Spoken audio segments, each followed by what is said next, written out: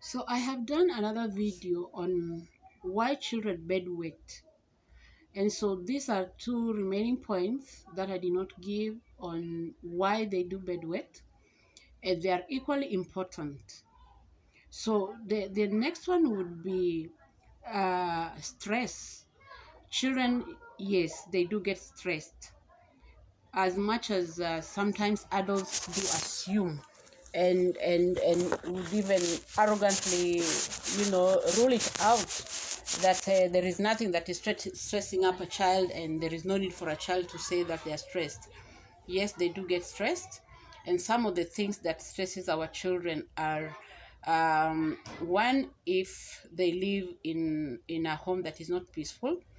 That's the guardians or the parents, and so they feel the heat. They abuse, they, whether it's verbal, physical, or emotional, towards them or towards the people around them. So that instills fear, and so a fearful child goes to bed fearing.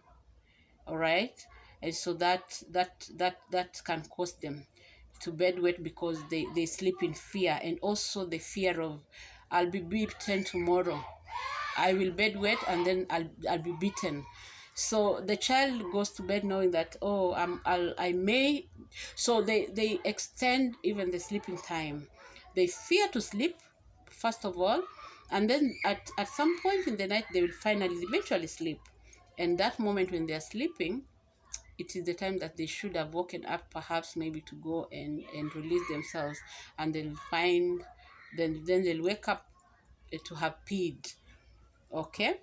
And so some of the stress, another stress would be when you move houses or neighborhood, that gives children stress as well. When they move to a new school, that also, arrival of a new sibling, that causes aggression and would make them bedwet. Yeah, and um,